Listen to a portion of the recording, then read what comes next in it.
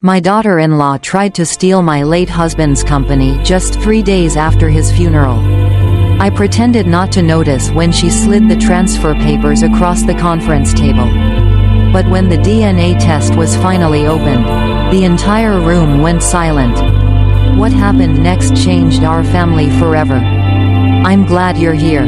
Follow my story until the end. And comment the city you're watching from so I can see how far my story has reached. The rain had not stopped since the funeral. It tapped softly against the tall windows of my living room while I sat alone in the same cream-colored armchair Harold used to call my throne. His coffee mug still rested on the side table beside me, untouched for 4 days now. A faint ring of dried coffee clung to the bottom. I couldn't bring myself to wash it. At 70 years old, silence feels heavier than it used to. Especially after 42 years of marriage. Harold had built Patterson Industrial from a two-man repair shop into one of the largest manufacturing suppliers in northern Illinois. People respected him, feared him, sometimes, but at home, he was simply the man who warmed my side of the bed during Chicago winters and always cut my steak before serving his own. Now the house felt hollow without him. The grandfather clock in the hallway sounded louder. The hardwood floors creaked differently. Even the air carried the cold scent of lilies from the funeral arrangements still lining the dining room walls. I stared at the framed photograph on the mantel. Harold in his navy suit, me beside him at our 40th anniversary gala, and standing behind us, smiling brightly for the camera, was my daughter-in-law Vanessa. Back then, I still believed her smile was genuine. My son Ethan arrived shortly after noon. I heard his expensive black SUV pull into the driveway before the doorbell rang. Vanessa walked in beside him wearing a fitted ivory coat and heels too elegant for a grieving widow's home. She hugged me lightly, barely touching my shoulders. "You holding up okay, Marianne?" she asked softly. Her voice sounded polished, practiced. I nodded. "I'm managing." Ethan kissed my forehead quickly before glancing toward the staircase like he was already distracted by something else. "We actually came to discuss a few business matters," Vanessa said carefully. "Nothing stressful. We just think it's important to handle things quickly while everything is organized." Business matters. 4 days after burying my husband. I folded my hands quietly in my lap. What kind of business matters? Vanessa exchanged a look with Ethan before pulling a slim leather folder from her handbag. Even the movement felt rehearsed. "Well," she began gently, "Harold always trusted Ethan with the future of the company. And with your grief right now, we thought it might be easier if leadership transitions happened immediately." Leadership transitions. Such polite words for taking control. She slid several papers across the coffee table toward me. Transfer agreements. Temporary executive authority. Board authorization forms. My eyes moved slowly across the pages while rain continued tapping against the windows. "I'm not asking you to step away forever," Vanessa continued smoothly. "We're just trying to protect the company from instability." Protect the company. Harold's company. The company I helped build beside him while pregnant with Ethan. The company whose first invoices I typed myself on an old folding desk in our garage. I looked up at my son. He couldn't meet my eyes. "Mom," he said quietly, "it's probably best if Vanessa and I handle things for now. You should focus on resting." Resting. That was the word people used when they wanted older women to disappear politely. I noticed then how Vanessa's manicured fingers tightened slightly around her designer handbag. Not nervous, excited. As though she had already won. I smiled softly and closed the folder. "I understand," I said calmly, "but I'd like my attorney to review everything first." For the first time since entering my house, Vanessa's expression flickered. Only for a second. Then the smile returned. "Of course," she said sweetly. But as they stood to leave, I caught something in Harold's photograph above the fireplace. The way his eyes seemed almost warning in the soft afternoon light. And suddenly, I remembered the locked envelope he'd hidden in his private office drawer 2 months before he died. The one labeled in his handwriting. For Marianne only. If anything feels wrong, open this first. I didn't open Harold's envelope that night. I carried it upstairs instead, holding it carefully against my chest like something fragile. The paper felt heavier than it should have, maybe because deep down, I already knew my husband had left it for a reason. The bedroom still smelled faintly like his cedar aftershave. His reading glasses rested on the nightstand beside a half-finished history novel he would never finish. One of his wool sweaters still hung over the chair near the window. I had not touched any of it since the morning the hospital called. Some people think grief arrives loudly.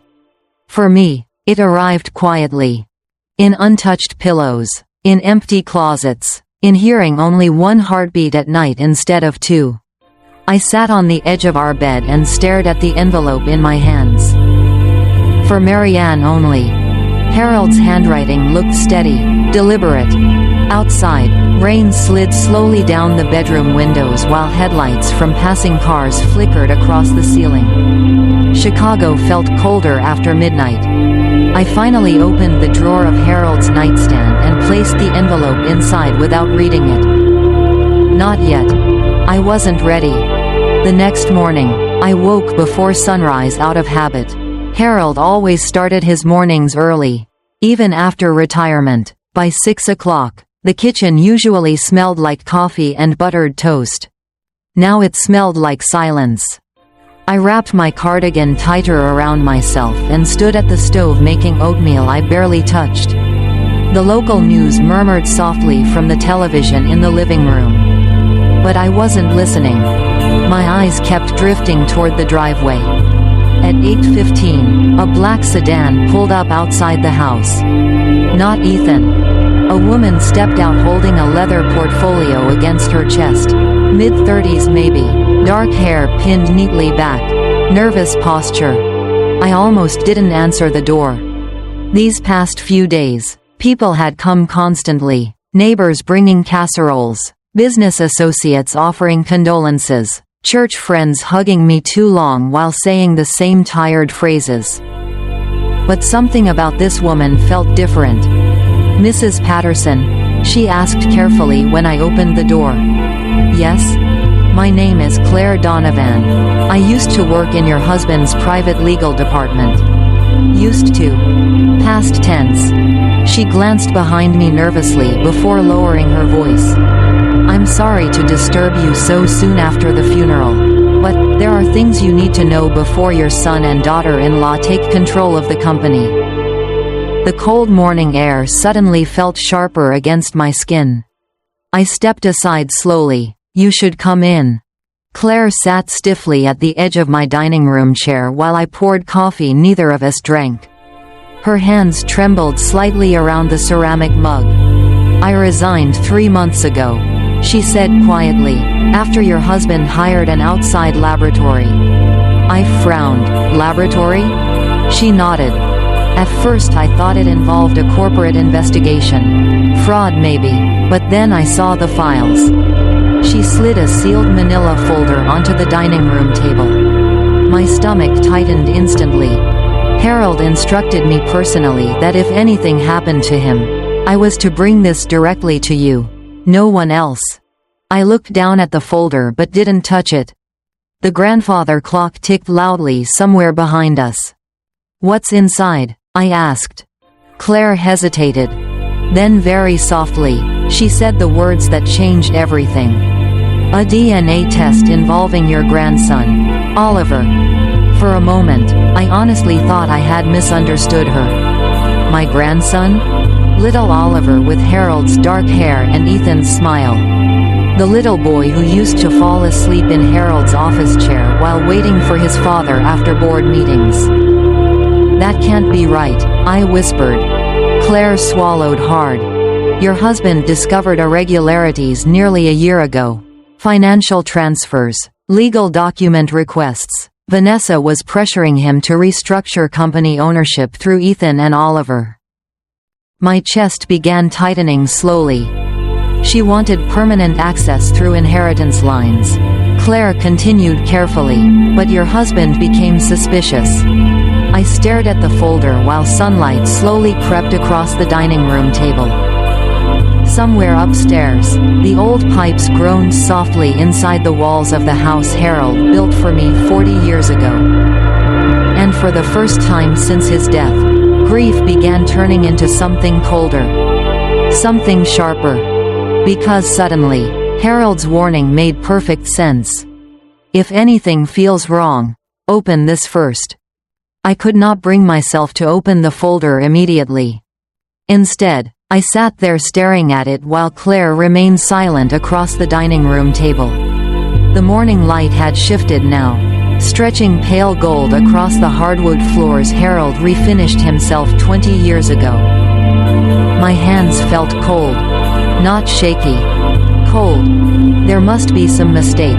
I finally said, "Oliver is Ethan's son." Claire lowered her eyes carefully. "Your husband wanted to believe that too." The words settled heavily between us. I looked toward the kitchen window where rainwater still clung to the glass from the storm overnight. In the backyard, Harold's rose bushes bent gently in the wind. He planted those roses the year Ethan graduated college. Back when life still felt simple. What exactly did Harold discover? I asked quietly. Claire hesitated before opening her portfolio. She removed several copies of financial records and carefully arranged them on the table. About 11 months ago, she explained, Vanessa began requesting changes to future inheritance structures tied to Patterson Industrial. I frowned slightly.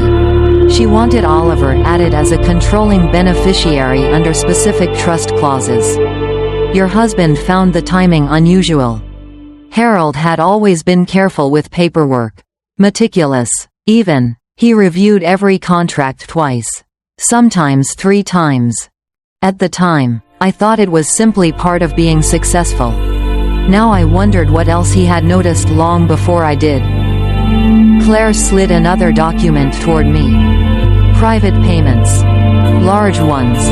Laboratories, attorneys, investigators. Harold had spent nearly $80,000 over the past year conducting private investigations without telling anyone. Even me.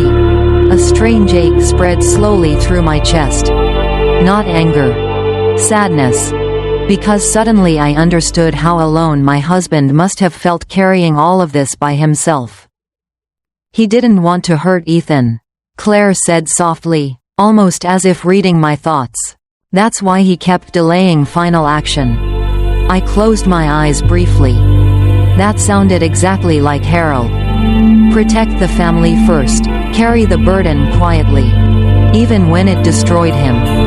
When did the DNA test happen? I asked. 3 months ago. 3 months. That meant Harold learned the truth shortly before his heart attack. I pressed my fingertips against my temple, trying to steady the pressure building behind my eyes. Claire carefully pushed the sealed envelope closer toward me. He asked me not to tell anyone unless you personally opened the file. The house suddenly felt too quiet. Upstairs, I could hear the faint hum of the heating system turning on. Somewhere down the street, a garbage truck rattled past. Normal sounds, ordinary sounds. Yet my entire life no longer felt ordinary. I finally reached for the envelope. My fingers paused briefly against the seal. Then I opened it. Inside was a DNA report. And beneath it, a handwritten note from Harold. Marianne, if you are reading this, then I am no longer here to protect you myself. I felt my throat tighten instantly. Your kindness has always been the most beautiful thing about you. But kindness makes trusting people too easy. Vanessa counted on that. I kept reading slowly, my vision beginning to blur. The DNA test confirms that Oliver is not biologically related to Ethan. I stopped breathing for a moment. Not biologically related. The words looked unreal sitting there on the page. I thought about Oliver's 7th birthday last summer. Harold teaching him to fish at Lake Geneva. Ethan carrying the boy asleep from the car after fireworks on the 4th of July. All those memories suddenly felt fragile. Like photographs left too long in sunlight. Claire remained quiet while I continued reading Harold's letter. There are other things you still don't know. About the company, about Vanessa, about what she's been planning since the beginning. But before anything else, you must understand this. She is going to try taking control immediately after my death. And Ethan has no idea who he married. I lowered the letter slowly into my lap. Then, for the first time since the funeral, I cried. Not loudly. Not dramatically. Just quietly at my dining room table while the man I loved spoke to me one final time through ink and paper. After Claire left, I stayed at the dining room table for almost an hour without moving. Harold's letter remained open in front of me beside the DNA report. The coffee in my mug had gone cold. Outside, the sky had turned gray again. Heavy clouds hanging low over the neighborhood. I kept hearing the same sentence in my mind. Ethan has no idea who he married. At first, I wanted to reject it. I wanted to believe Harold had made some terrible mistake during the stress of his illness. But the deeper truth settled quietly into my chest piece by piece. Like stones sinking into dark water. Because once I stopped defending Vanessa in my mind, things started making sense. Too many things. I remembered the first year Ethan brought her home. She was beautiful, polished, the kind of woman who always looked expensive even in simple clothes. She laughed at Harold's stories, brought wine to family dinners, called me Mom after only 3 months. At the time, I thought we were lucky. Now I realized she studied people the way other women studied magazines. Carefully. Patiently. I thought about the company Christmas party 4 years ago. Vanessa had spent the entire evening speaking with board members instead of family. Harold joked afterward that she seemed more interested in Patterson Industrial than Ethan did. I laughed back then. Harold didn't. Then there was the summer house in Michigan. Vanessa had insisted Ethan convince Harold to transfer partial ownership, for tax purposes. Harold refused politely, but afterward he sat quietly on the back porch for nearly an hour staring out at the lake. When I asked what was wrong, he simply said, "Some people love comfort more than they love family." At the time, I thought he was talking about business partners. Now I knew better. The memories kept coming after that. Small things, sharp things. Vanessa encouraging Ethan to skip Sunday dinners because the company needed younger leadership. Vanessa pushing Harold to retire fully while she volunteered to help organize transition planning. Vanessa constantly asking questions about trust funds, voting shares, and inheritance structures while pretending it was all for Ethan's future. And slowly, almost invisibly, Ethan began changing too. That was the part that hurt most. Not the company. Not even the lies. My son. Before Vanessa, Ethan used to call every Tuesday evening just to check on me. He came over during football season to watch Bears games with Harold in the den. Every Christmas morning, he still brought cinnamon rolls from the same bakery we visited when he was a little boy. Then little by little, those things disappeared. Calls became shorter. Visits became obligations. Everything started revolving around Vanessa's schedule, Vanessa's plans, Vanessa's priorities. I stood slowly from the table and walked into Harold's office. The room still smelled faintly of leather and cigar smoke. His desk sat perfectly organized beneath the tall bookshelf wall. Even now, after his death, the office felt like the center of the house. Solid. Steady. Safe. My fingers brushed across the framed photograph on his desk. Harold holding Oliver on his shoulders during a company picnic, both of them smiling into the summer sun. A sharp ache moved through me again. Because no matter what the DNA said, Harold had loved that little boy completely. There was another envelope sitting beneath the photograph now, one I had not noticed earlier. This one carried no label, just a small brass key taped to the front. I stared at it for a long moment before opening Harold's bottom desk drawer. Inside sat a locked black file box I had never seen before. And suddenly, for the first time in 42 years of marriage, I realized my husband had spent his final months preparing for a war inside our own family. A war he knew was coming long before I did. My hands trembled slightly as I picked up the brass key. Not from fear. From realization.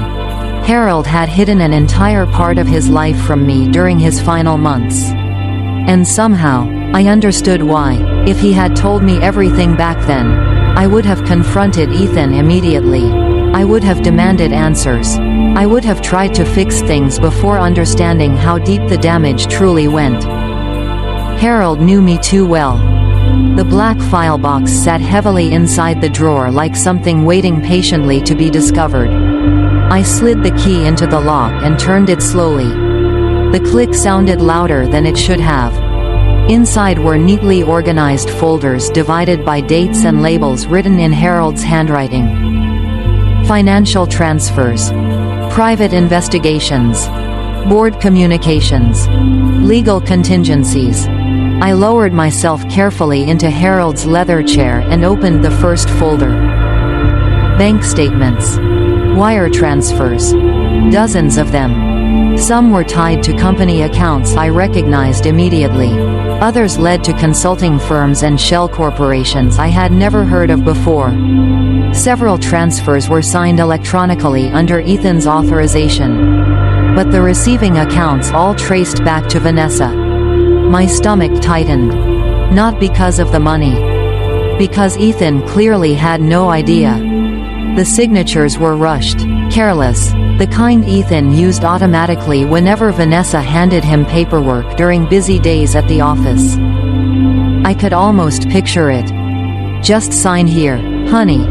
Trusting her completely. I closed my eyes briefly. When Ethan was 8 years old, he used to leave little handwritten notes in Harold's lunchbox before work. Good luck today, Dad. Love you. That sweet little boy had grown into a man who signed documents without reading them because he trusted the wrong person beside him. A soft knock at the front door startled me from my thoughts. I checked the grandfather clock. Almost 6 o'clock. The sky outside had already darkened into deep blue evening shadows. When I opened the door, Ethan stood there alone. No Vanessa. For a second, relief crossed my chest before guilt followed immediately after. He still looked like my little boy sometimes, especially when he was tired. "Hey, Mom," he said quietly. He held a white paper bag from Marino's bakery in one hand. Cinnamon rolls. My throat tightened instantly. That used to be our tradition. Ethan gave a small tired smile as he stepped inside. Thought you might not have eaten much today. The smell of warm cinnamon filled the hallway. For one dangerous moment, I almost forgot everything. We sat together at the kitchen table while rain tapped softly against the windows again. Ethan loosened his tie and rubbed both hands over his face. "You okay?" I asked gently. He nodded too quickly. "Just exhausted. Lawyers, board calls, reporters." He gave a weak laugh. "Dad handled all this stuff so easily." I studied him carefully under the warm kitchen light. He looked stressed, overwhelmed, but not guilty. That realization hurt almost as much as the DNA test. Because Ethan truly believed Vanessa loved him. "She's been helping a lot," he said after a moment. "Honestly, I don't know what I'd do without her right now." I looked down at my untouched coffee cup. The steam had already faded. "Ethan," I asked softly, Has Vanessa ever pressured you about the company? He frowned immediately. What do you mean? Ownership, inheritance, control. His expression changed slightly then. Not defensive, confused. She just wants to protect our future. He answered carefully. Dad trusted her business instincts. No, I thought quietly. Harold trusted almost no one near the end. Especially not Vanessa. But I said none of that aloud. Instead, I reached across the table and gently squeezed my son's hand. The same hand I once held crossing kindergarten parking lots. The same hand now unknowingly pulling our family toward disaster. And sitting there beside him, I realized something painful.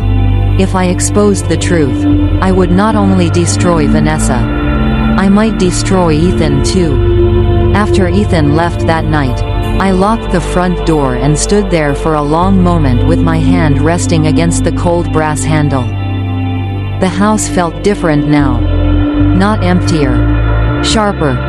Like every room was quietly waiting for something inevitable to happen.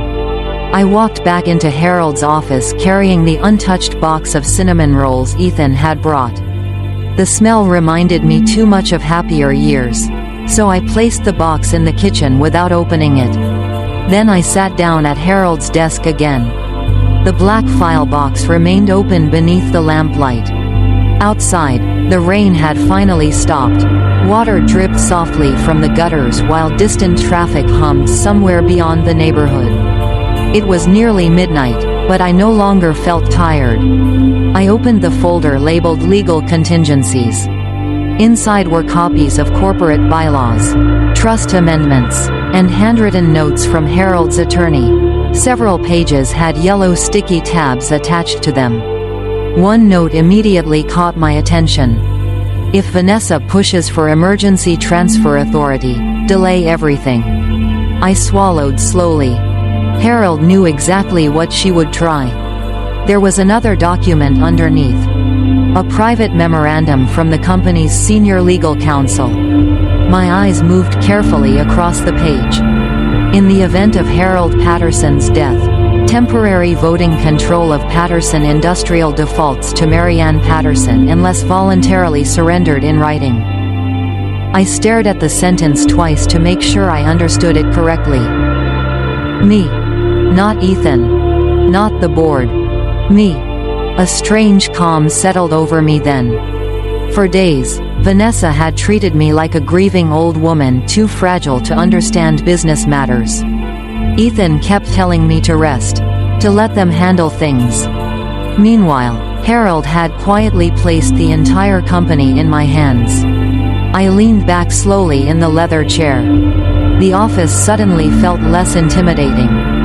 For 40 years, I had sat beside Harold during late-night budget meetings, expansion discussions, payroll crises, and legal disputes. I knew more about Patterson Industrial than Vanessa could ever imagine. I had simply spent years letting Harold lead because we were partners. But now he was gone. And someone needed to protect what he built. I opened another folder. This one contained printed emails. Dozens of them. Most were between Vanessa and outside financial consultants. Several discussed restructuring ownership pathways through Oliver's future beneficiary status. One sentence made my stomach tighten immediately. Once Marianne signs, full transition becomes irreversible. I read it again slowly. Not if Marianne agrees. Not if the family decides together. Once Marianne signs. Like I was nothing more than paperwork standing in the way. The grandfather clock downstairs struck midnight. At the exact same moment, my phone lit up beside the desk. Vanessa. For a second, I considered ignoring it. Then I answered calmly. Hello? Oh good, you're awake, she said brightly. Too brightly. I just wanted to check in on you. I said nothing. She continued smoothly. I've also scheduled a board meeting Friday morning. Just something small to stabilize leadership publicly after Harold's passing. Friday. Only 2 days away. That seems fast, I replied quietly. There was a tiny pause before her soft voice returned. Well, investors get nervous during uncertainty. Harold always moved quickly in situations like this. No. Harold moved carefully. Vanessa moved quickly. I could hear television noise faintly behind her voice. Laughter. Glasses clinking. She wasn't grieving. She was preparing. I'll be there, I said calmly. Another brief silence. Then she laughed lightly. Actually, Marianne, this meeting may be a little overwhelming right now. Ethan and I can represent the family. Represent the family. I looked down at Harold's handwritten notes spread across the desk. No, I said gently. I think Harold would want me there. This time, the silence lasted longer. When Vanessa finally spoke again, her voice sounded slightly tighter around the edges. Of course, she replied, whatever makes you comfortable. After the call ended, I remained very still. Then slowly, for the first time since Harold died, I smiled. Because Vanessa still believed I was weak. And that mistake was about to cost her everything. Friday morning arrived cold and clear. For the first time in nearly a week, the rain had stopped completely. Thin sunlight spilled across the kitchen counters while I stood quietly making coffee in the same blue ceramic pot Harold bought during our trip to Vermont years ago. My hands felt steady now. Not because I was calm. Because something inside me had changed. Grief was still there, deep and heavy, but underneath it, another feeling had begun taking shape. Awareness. I carried my coffee into Harold's office and opened the final folder from the black file box.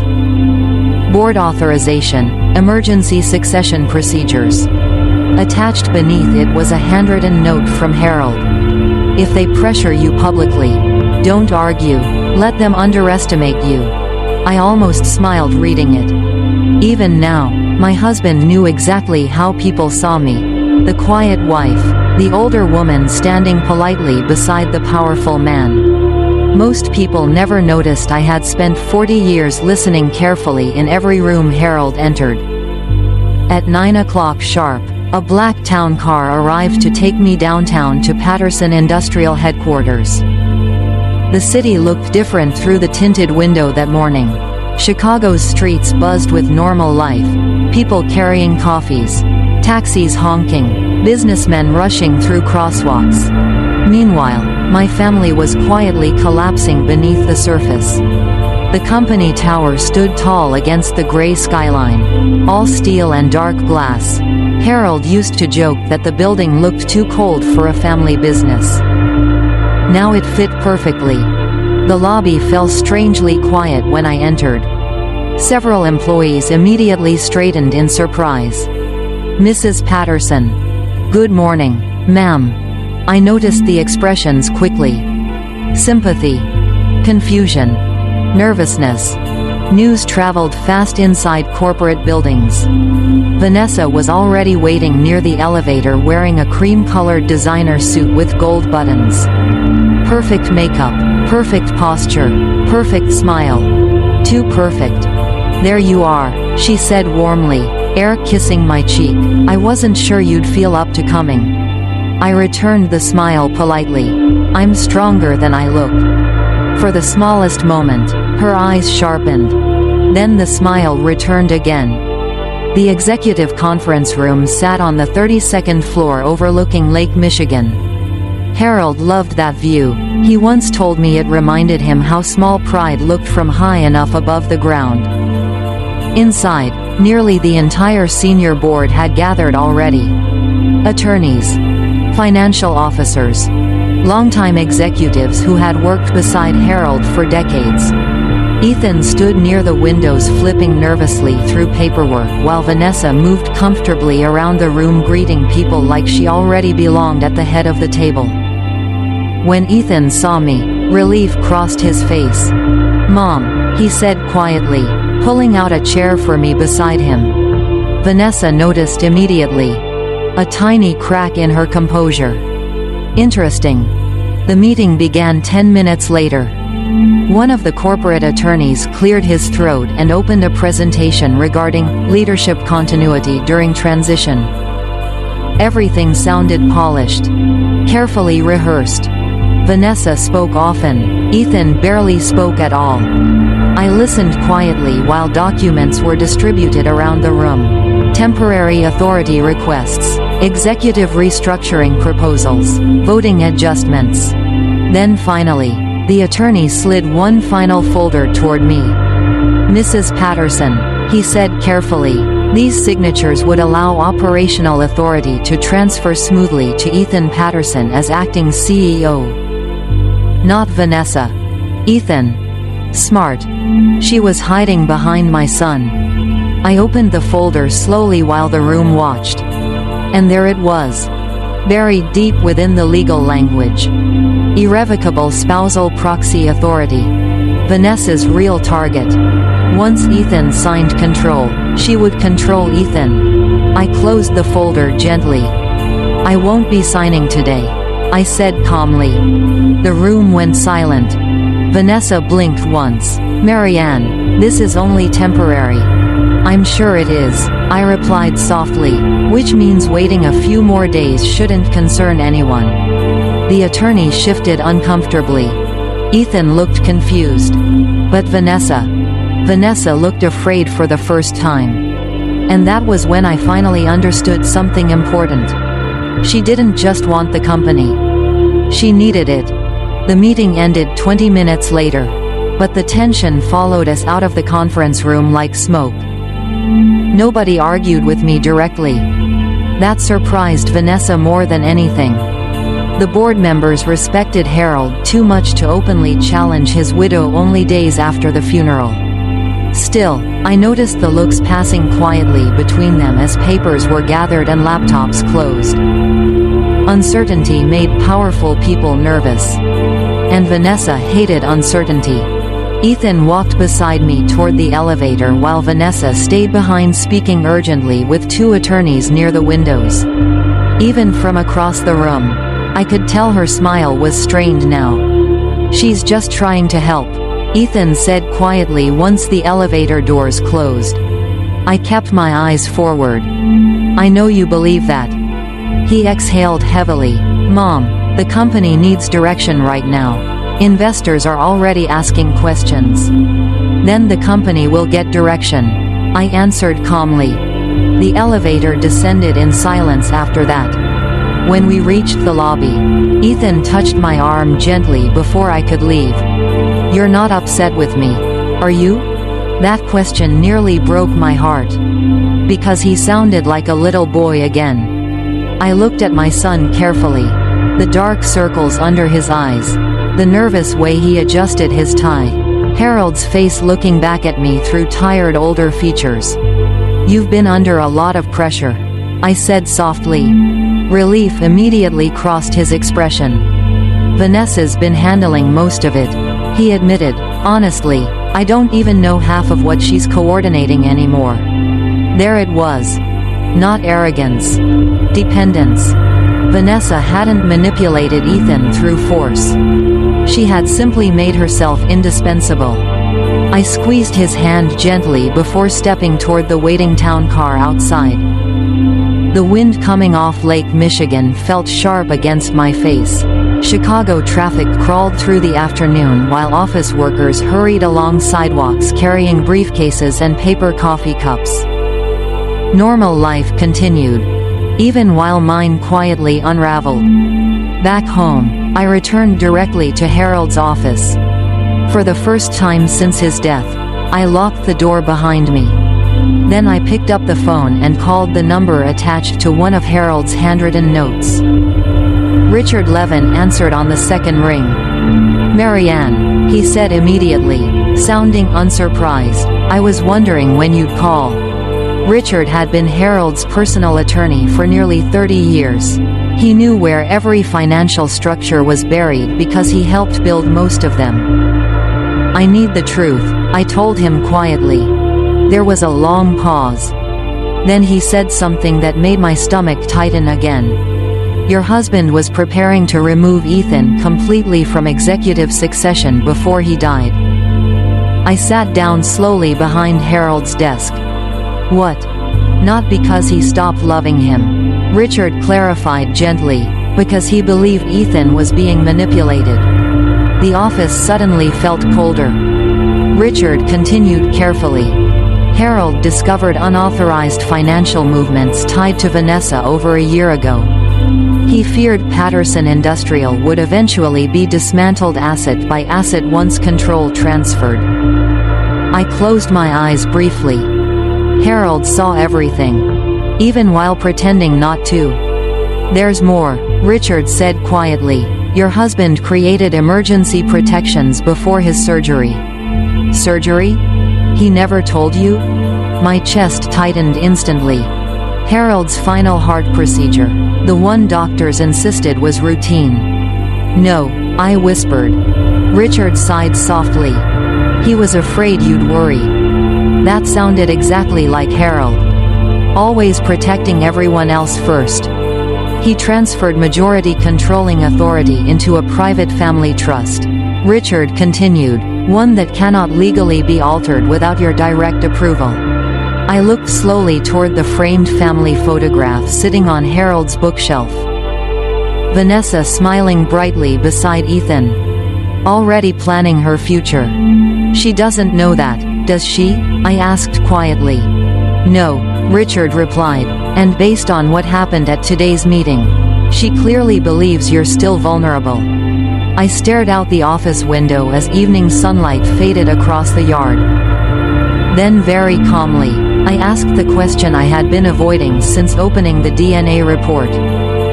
What happens when Ethan learns Oliver isn't his son? Richard fell silent for several seconds.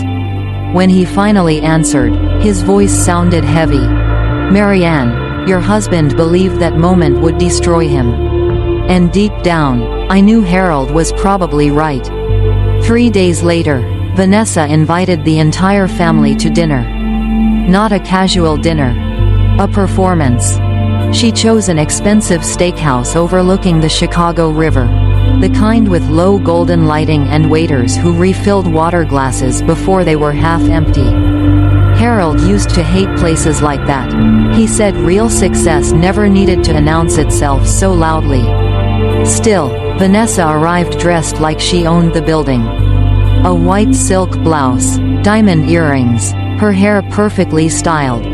She kissed Ethan lightly when I walked in, then smiled warmly at me as if we were simply a loving family grieving together. Marianne, she said sweetly, you look wonderful tonight. I smiled back. So do you.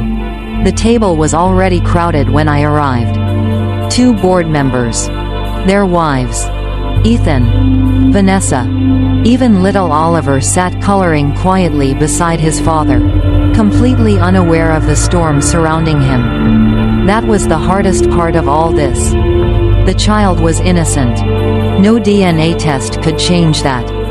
Dinner moved smoothly at first. Conversations about business forecasts, market uncertainty, memories of Harold, everyone carefully avoiding uncomfortable topics. Then Vanessa finally shifted the conversation exactly where she wanted it. I've been thinking a lot about Harold's legacy, she said softly while setting down her wine glass. He cared deeply about stability, about protecting the future of Patterson Industrial for the next generation. Her hand rested lightly on Ethan's arm. A calculated gesture.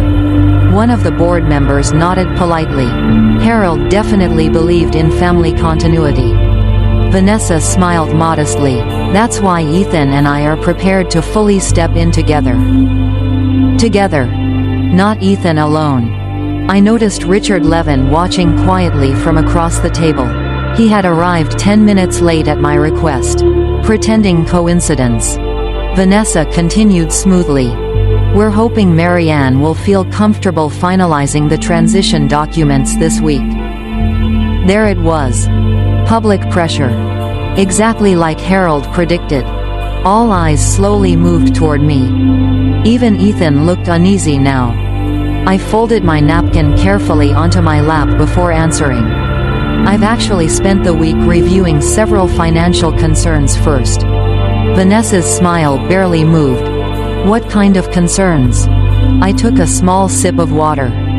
Unauthorized transfers, inheritance restructuring requests, corporate irregularities. The table fell silent almost instantly. Ethan frowned. Mom, what are you talking about? Vanessa answered before I could. Marianne, I think this probably isn't the best setting for legal confusion. Legal confusion. Interesting choice of words. Richard finally spoke calmly from beside me. Actually, the concerns are legitimate. Vanessa turned toward him sharply for the first time that evening. I watched the color shift slightly beneath her makeup. Not panic yet, but close. Richard placed a thin folder onto the tablecloth. No drama. No raised voice. Just paper quietly sliding across polished wood. Several transactions connected to Patterson Industrial are currently under private review, he said evenly. Ethan looked completely lost now. What transactions? Vanessa laughed softly then, too quickly. Oh my God, Marianne, is this because I've been trying to help organize things? Harold trusted me. No, I said gently. The entire table looked at me. This started long before Harold died. For the first time all evening, Vanessa's eyes hardened openly. Just for a second. And suddenly I saw the real woman beneath the polished smile. Cold. Careful. Cornered. Little Oliver tugged lightly on Ethan's sleeve then. Dad, he whispered, holding up his crayon drawing proudly. A picture of our family. Harold drawn too large. Me holding flowers. Vanessa beside Ethan. And Oliver smiling between them. Ethan smiled automatically at the drawing, completely unaware his entire life was sitting on the edge of collapse. Vanessa noticed it too. That was when her composure finally cracked. Only slightly. But enough. Because she suddenly realized something terrifying. I knew far more than she thought. And for the first time since Harold's funeral, Vanessa looked directly at me not like a grieving old widow, but like an enemy. Nobody touched their food after that. The candles flickering at the center of the table suddenly made the entire restaurant feel smaller somehow. Tighter. Vanessa recovered first. She leaned back slowly in her chair and gave a soft, controlled smile, the kind people use when they realize panic would expose too much. I think we're starting to drift into accusations, she said lightly, and honestly, this probably isn't appropriate dinner conversation. Richard folded his hands calmly beside me. No accusations have been made yet. Yet. Such a small word. But I saw the effect immediately. Vanessa's jaw tightened almost invisibly. Ethan looked between us, confused and increasingly uncomfortable. Can someone please explain what's happening? I looked at my son carefully. Part of me still wanted to protect him. But Harold was gone now. And silence had already cost us too much. There are financial records your father investigated before he died, I said gently. Transfers connected to company accounts. Ethan frowned immediately and turned toward Vanessa. What transfers? She laughed softly again, though this time the sound felt brittle. Oh my God, Ethan, this is ridiculous. Your mother is grieving and Richard is feeding paranoia into. That's enough. I didn't raise my voice. I didn't need to. The table went completely still. Even the nearby conversations in the restaurant seemed distant suddenly. Vanessa stared at me. Really stared at me for the first time since joining our family. Not as an obstacle. Not as an aging widow. As someone dangerous. I reached slowly into my handbag and removed a sealed white envelope. The DNA report. Richard's eyes lowered quietly toward the table. Ethan looked confused. Vanessa froze completely. Just for half a second. But I saw it. Fear. Real fear. "What's that?" Ethan asked carefully. I held the envelope in my lap without opening it. "Something your father ordered privately before his surgery." Vanessa spoke immediately. "Marianne, whatever Harold was investigating, I'm sure there's an explanation." "Interesting." I had not said investigation. Or DNA. Yet somehow she already knew. Ethan noticed too. His forehead tightened slowly as he turned toward his wife. "How do you know what she's talking about?" Vanessa opened her mouth, closed it, then forced another smile. "Because your mother has clearly spent the week digging through old documents trying to make sense of things." No one at the table moved. I could hear silverware clinking faintly somewhere across the restaurant. A waiter passing nearby, the low hum of city traffic outside the tall windows overlooking the river. Ordinary sounds. Inside a moment quietly destroying an entire family. I looked at Ethan again. My beautiful boy. Still trying desperately to believe everyone he loved belonged on the same side. "Your father didn't trust what he was seeing," I said softly, "so he verified it." Ethan's expression shifted slowly now. Not understanding yet, but approaching it. Vanessa reached suddenly for his hand. Too fast. Too desperate. "Ethan," she said quietly, "we should leave." That was the moment everything changed. Because Ethan pulled his hand away.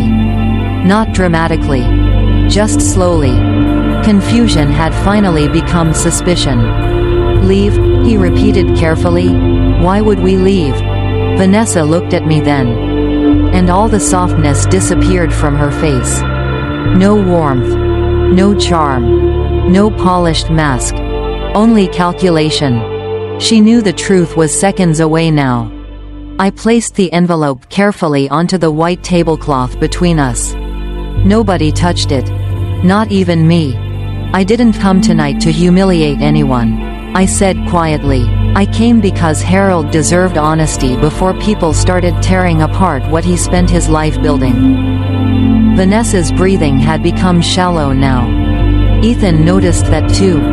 His voice sounded smaller when he finally asked the question. "What's inside the envelope?"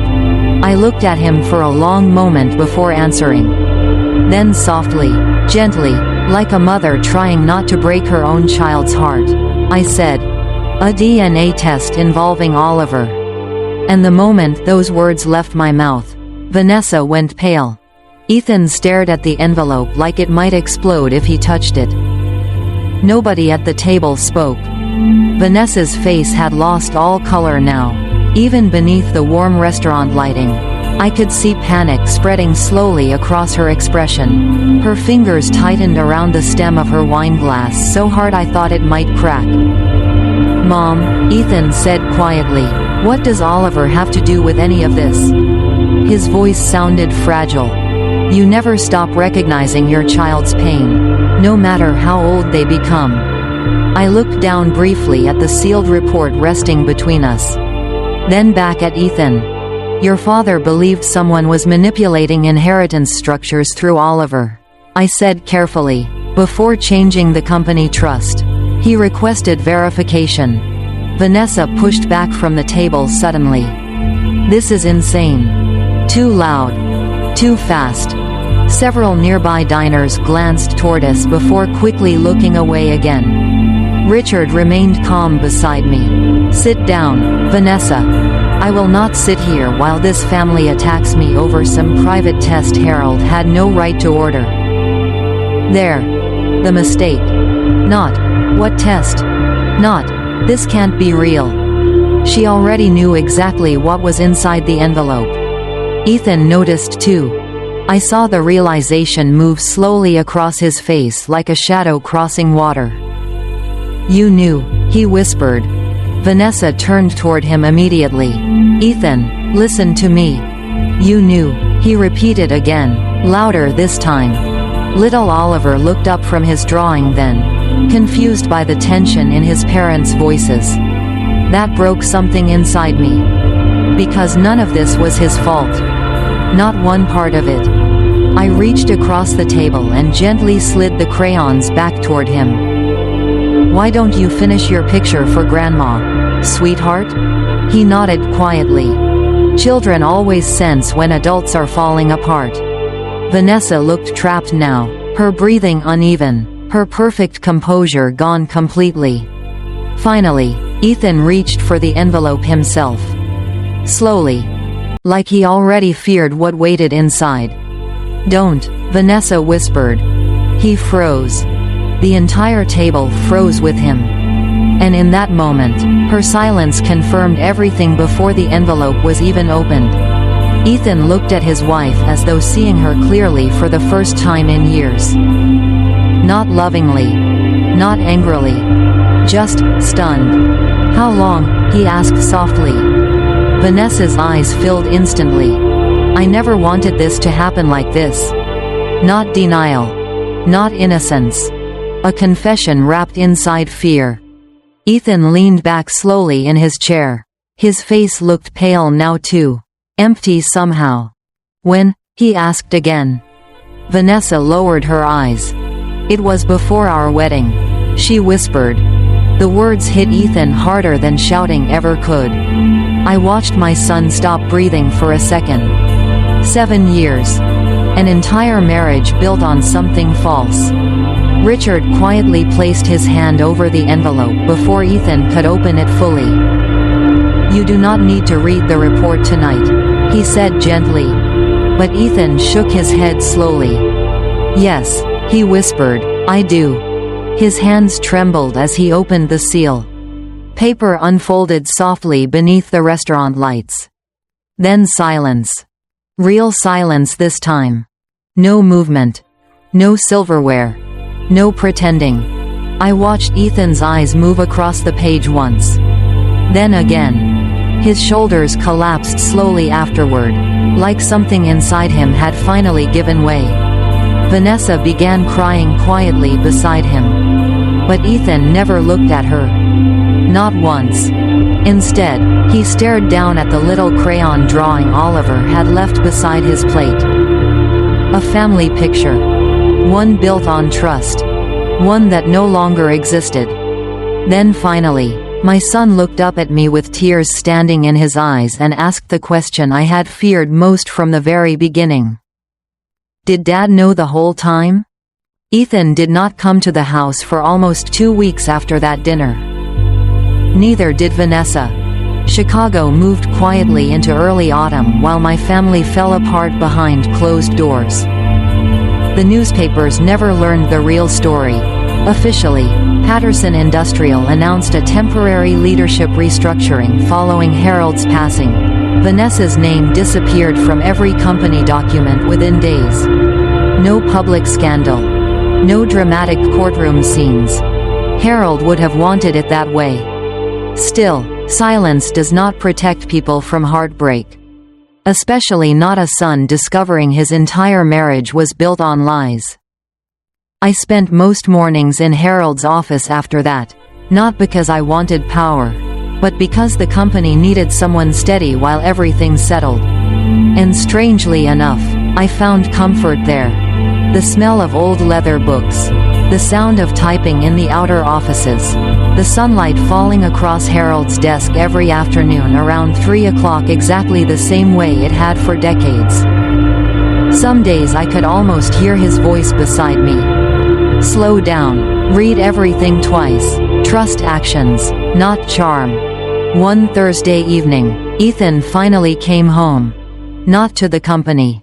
To me. I heard his truck pull into the driveway just after sunset. By then the air had turned cool enough for sweaters.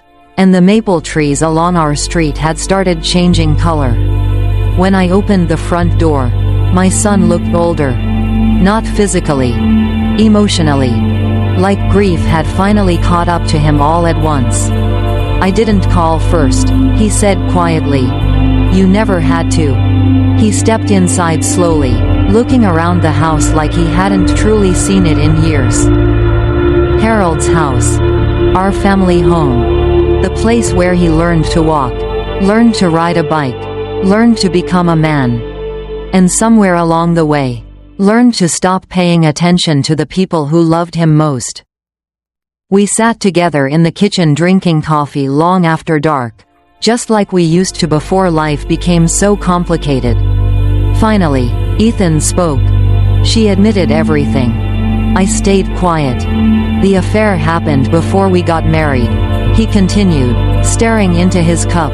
She said she thought Oliver might still be mine at first. Then later, she was afraid to tell me. Pain moved across his face slowly as he spoke. Not rage. Not hatred. Just heartbreak. The worst part, he whispered, is that I still love that little boy. I reached across the table and took his hand. Then love him, I said softly. He looked up at me, eyes exhausted and red. After everything? Oliver didn't lie to you. Adults did. For a moment, Ethan looked exactly like Harold. The same quiet sadness in his eyes. The same heaviness carried silently. I failed, Dad, he whispered. No, I said gently, you trusted the wrong person. That's not the same thing. The kitchen remained quiet after that except for the ticking clock above the stove. Finally, Ethan glanced toward Harold's office down the hallway. Dad knew me better than I knew myself, didn't he?